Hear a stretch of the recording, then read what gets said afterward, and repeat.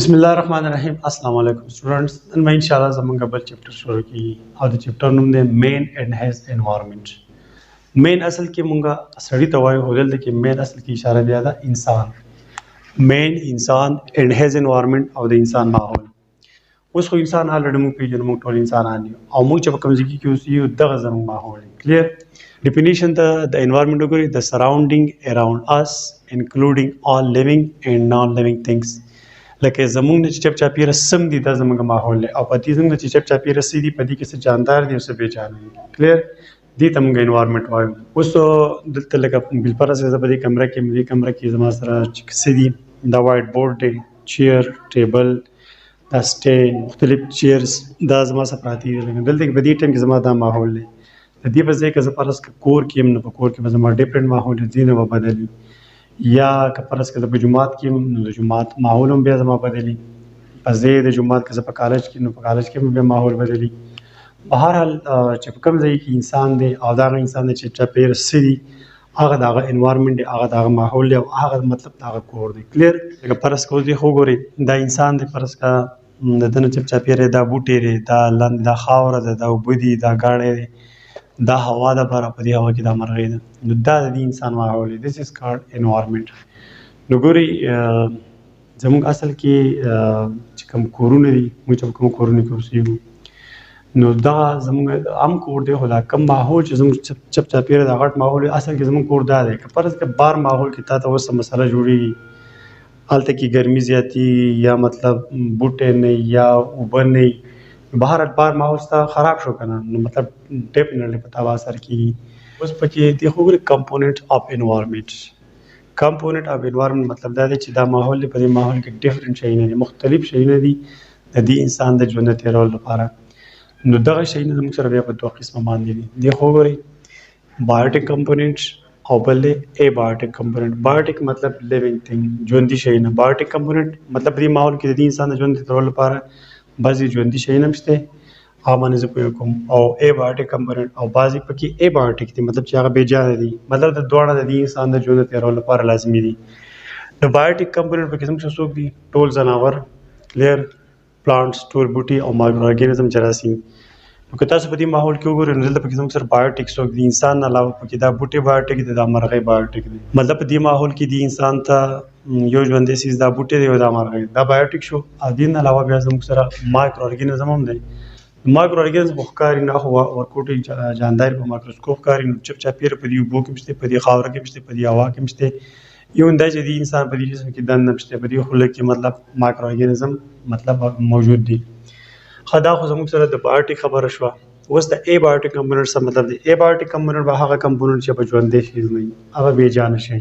نو په ابایوټیک کمپوننټ کې زموږ سره سویل خاوره کلیر د دې خاورې نه علاوه سنلایټ برن چې کوم انور لګي کلیر فرض کړه دا انور دی د دې نور نه زموږ سره د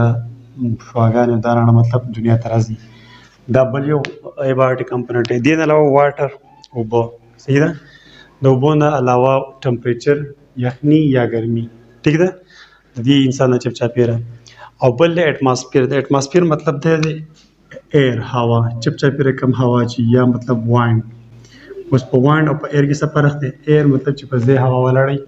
چلیږي نه په ځای ولاړه لکه په دې ټایم کې چې ما کوم کمره کې هم دلته ایر دی دلته مطلب وایند نشته خو چې کله دا ایر په حرکت کې راشي چلیږي مطلب موږ چې ورته سیلې وایو دغه ته بیا موږ وایند وایو او بل دی ګریویټي مطلب په دې ځمکه کې یو داسې قوت دی داسې یو فورس دی یو کشش دی چې هر شی دی خپل ځان ته ښکته راکاږي کلیر دغه ګریویټي پکې هم ده نو موږ ګوره د انوایرمنټ په مطلب پوه شو انسان چې په کوم ځای کې اوسېږي دغه ځای د انوایرمنټ ماحول دی ډیفرنټ ماحول د انسان لپاره کېدی شي که نه چې په کوم ځای کې یو که جومات کې بازار کې کالج کې سکول کې یا دکان کې او یا مطلب بس چې ته په غره کې نو دا د ماحول دی په دې ماحول کې دوه قسمې شیونه درته میلاوي یو ژوندي شی نه یو بې جانه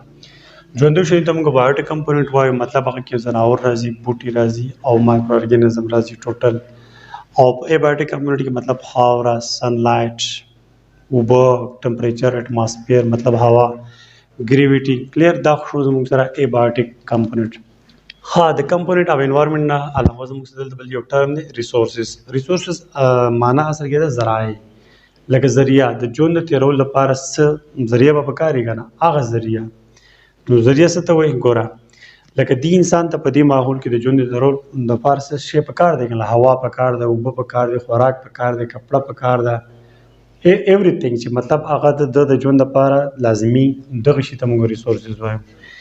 دې ته وګورئ all the things هغه ټول شیونه that an organism required for his survival چې ارګانیزم ته د ژوند تیرولو لپاره لازمي هغه ته موږ ریسورسز وایو لکه سپوز دلته موږ په دې ماحول کې د دې بوټي خبره کوو فرض کړه دا بوټي که ته دا ژوندي ساتل غواړې اته چې دا ژوندي ده ته به هغه ریسورس ورکړي مطلب کاربن ډای اکساید به ورکړي اوبه به ورکړي سنلایټ به ورکړي دا د ژوند د تیرولو لپاره ریسورسز دي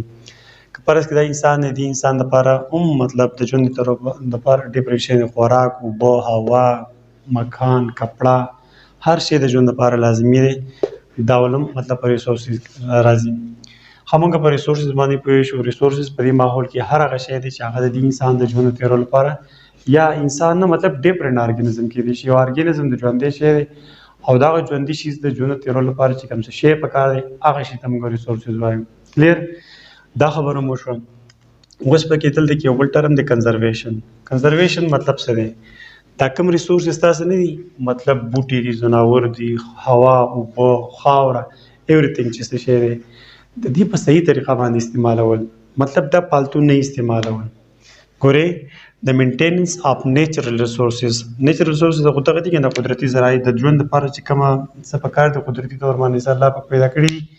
دغه ته موږ نیچرل ریسورسز وایو نو دا نیچرل ریسورسز مطلب اوبه هوا وغیرہ بوټي ځناور دا مینټین ساتل دا کوم ریسورسز دا مینټین ساتل of the environment په دې انوایرنمنت کې په دې ماحول کې چې کوم قدرتي الله پاک څخه پیدا کړلی دا به مینټین ساتي and their careful use دا په طریقې استعمال اوس دا خبر یاد ساتي دا دنیا سپوز ټول دنیا د دنیا د ربانه صرف د نور رڼا راځي نور د هر څه په دې کې خپل نه کلیر چې د دلته کې هر څه خپل دا هر څه په مطلب په طریقې استعمال د څه باندې کې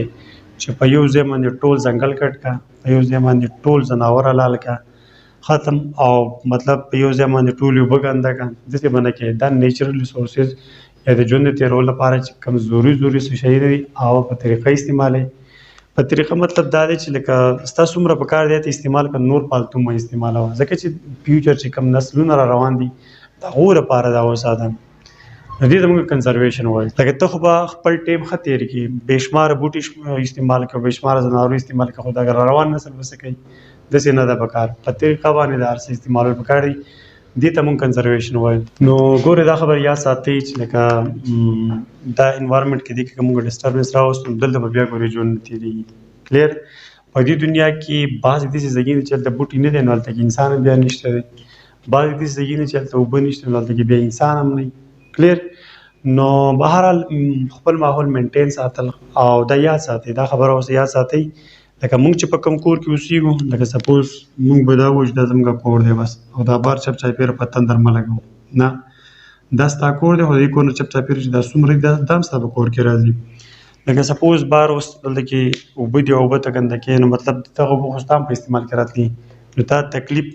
بار بوټی ته کټ کې دغه بوټي نه تا ته اکسیجن میلاویږي او ستا د کاربن ډای اکساید ګیس راوي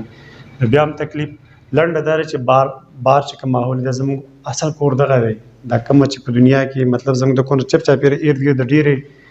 فاصلې پورې چې دا څه دي دا زموږ خپل کور دی اصل کور دی نو دا به خرابول نه په کار که دې خراب کړو نو مطلب تا ته به تکلیف وي په دې ورکوټي کور کې دا څو کم روله کم کور چې دی په دې کې به بیا ته تکلیف وي که ته بوټي ووایې نو ګرمي کېږي به کاربن ډای اکساید بدل نه اخیستی کېږي اکسیجن بدل نه تیارېږي په صحیح طریقه اوبه به نه خرابې خاوره به نه خرابې لنډه دا ده چې پالوشن باندې جوړی بس ښه نو دا زموږ سره نننی ټاپک شو مین اینډ هیز انوایرمنټ کې صرف انټروډکشن انشاءالله په دې پسې به خیر چې کوم اصل لیکچر دی اصل ټاپک دی په هغه کې به خیر په ډیټیل خبره کوو امید کوم تاسو په دې ټاپک پوه شئ انشاءالله بیا ملاقات کوم تھینک یو الله حافظ